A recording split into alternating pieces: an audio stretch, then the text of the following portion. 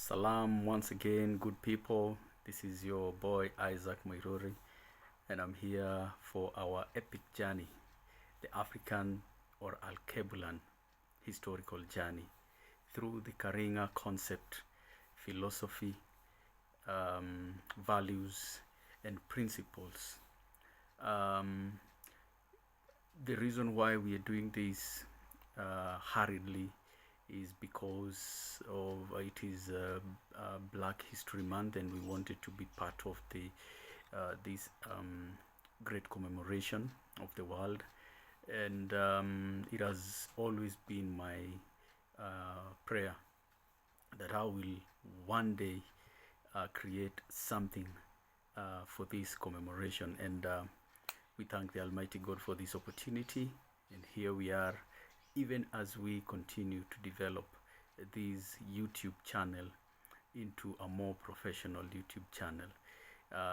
Thanks to everybody who is supporting us right in the background, and also those who are supporting us online and in future. So thank you. Remember to like, share, subscribe, and also comment.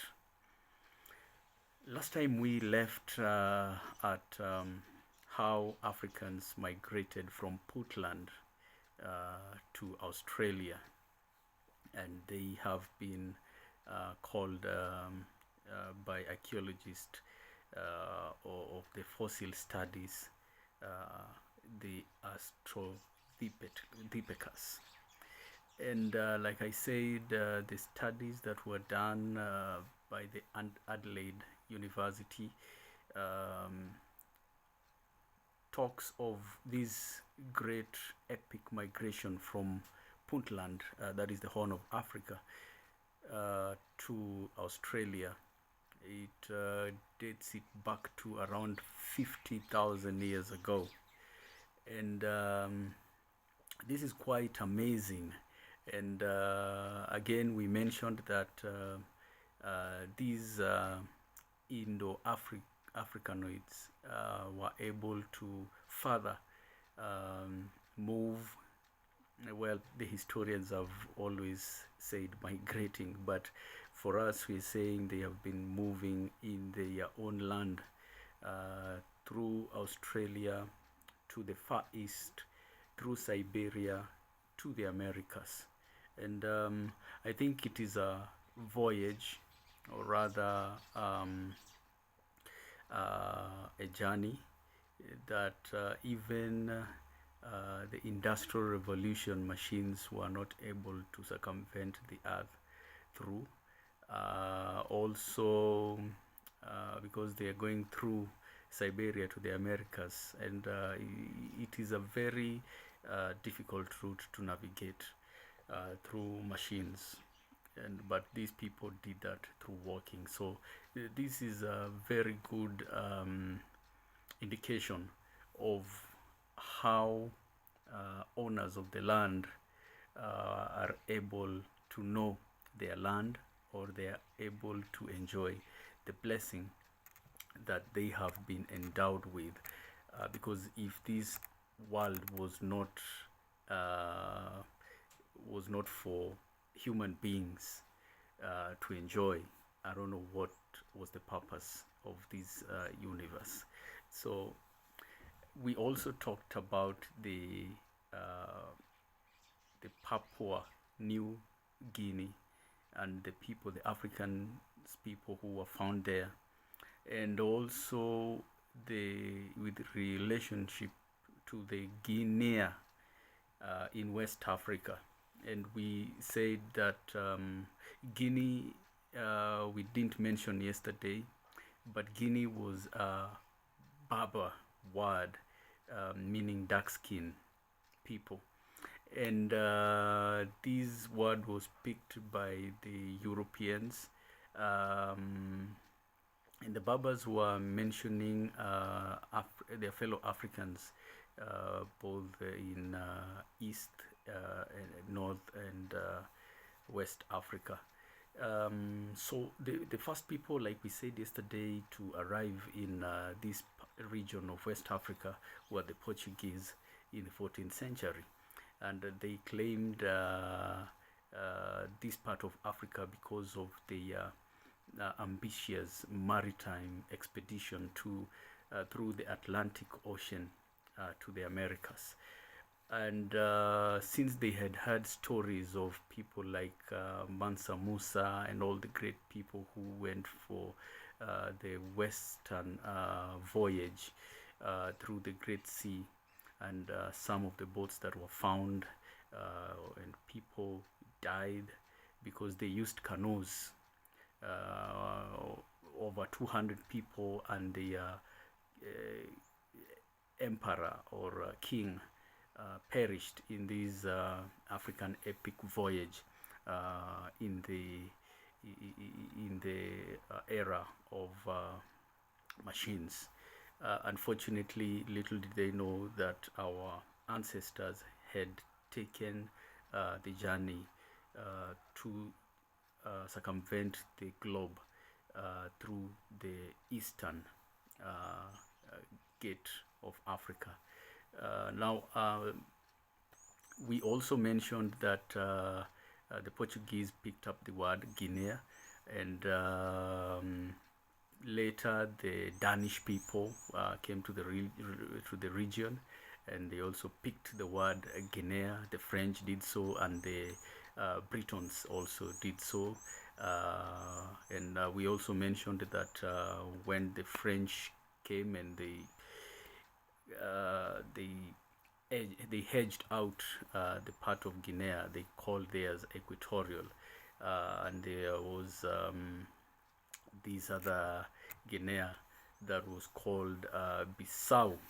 Now, also the Guinea, the Papua New Guinea, also exchanged hands from Spaniards to Britons, to the French, and so on and so forth, and also the Germany and the Netherlands. So it is a very interesting history of subjugation and domination that really led to nowhere. I mean, at the end of the day, they only stole resources for the Industrial Revolution, and it was just that. Now, today I wanted us to look at the government. Instead, we looked at Emmanuel Macron.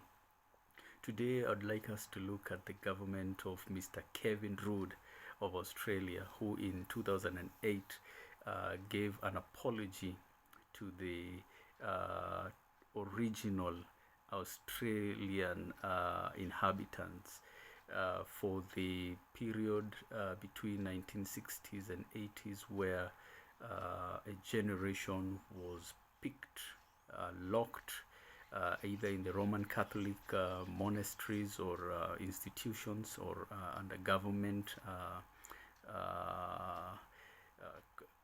correctional facilities, or if you like, and they also gave out a day that is called a sorry day, and you really wonder what this really means to the victims, because already whatever makes them human has been taken away. These are broken people, people with identity crisis, people with no inspiration for future, and people who do not have a background and a family to go back to, because probably the people whom they were taken from, their families, were also extracted from Australia, or they were killed in Australia. So it was a very evil time in history.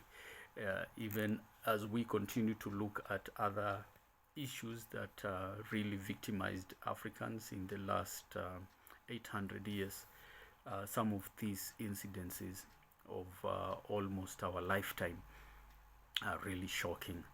And that's why in one of our episodes we said that we are told that we are one under the United Nations But remember, United Nations are funded by the first or the first world or the developed world. So, I mean, it is actually who pays the piper that calls the tune.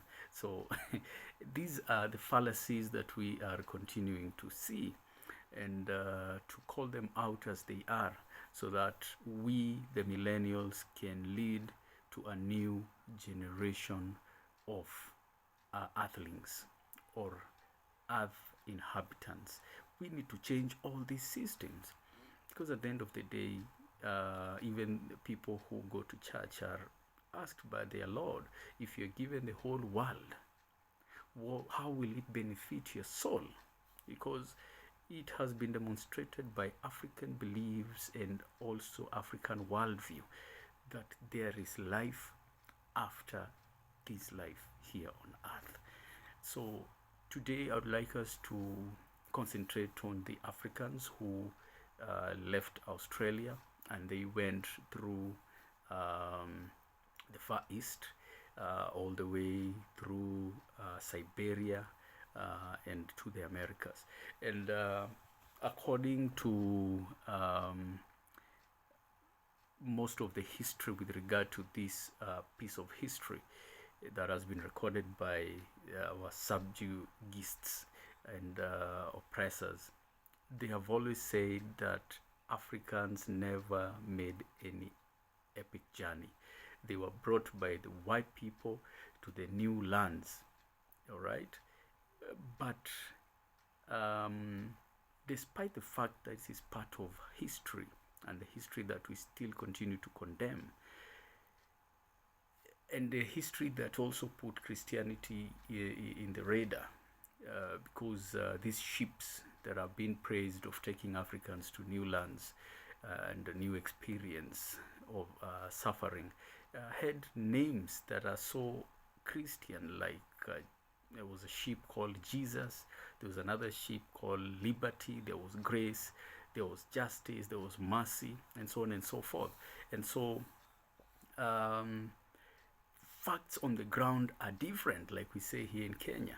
The ground has a different message. When you go to Mexico, you'll find a very huge face with the African description of full lips, thick nose, thick and wide nose, and so on and so forth, with all these features that has been there since even before the 14th century voyage by the Europeans. And so this indicates that Africans were there. Also, there are pyramids that has always been there. And we know of the pyramids that were found by the Europeans being used as shrines by the Aztecs and all these indigenous Indo-African communities. But it should be remembered that in California itself, there has been claims that Africans were found there, and they were called Califians. According to Robert Beverly, he talks of these, and he also continues to say that this mixed culture of the indigenous can be traced back to Egypt, and specific the Omeka farming, way of farming from the 1500 BC of the Zai Empire. And now some of these claims are really flabbergasting, because whenever history is written by the oppressors, because they write from the point of victory, it has always been downplayed by the facts on the ground. You go to the pyramids in Egypt, the African features of the faces of pharaohs have been destroyed, and yet they claim it is weather patterns and conditions that are responsible. But we know people like Napoleon were very notorious when it came to that kind of negative actions. And so, according to the human genome studies, it has also mentioned that Africans were in China during the Toruli dynasty in the 11 in the 12th century BC, and there is an emperor called Lian of the 337 CE. He talks about Africans in the southwest China. This backed up by the research by the University of Texas, the Department of Human Genetics Center, in a program that was funded by the government in the National Academy of Science.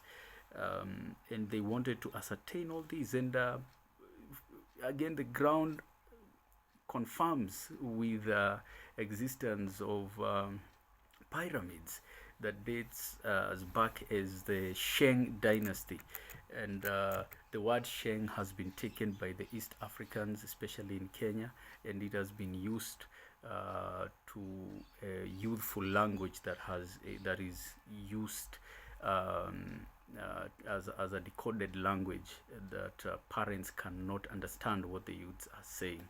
So these are some of the very important facts of history that we have shared today. We still continue to ask you to be proud of being Africans and uphold your Africanness in this world of global unity and internet and information. May God bless you, and keep it African and be cool.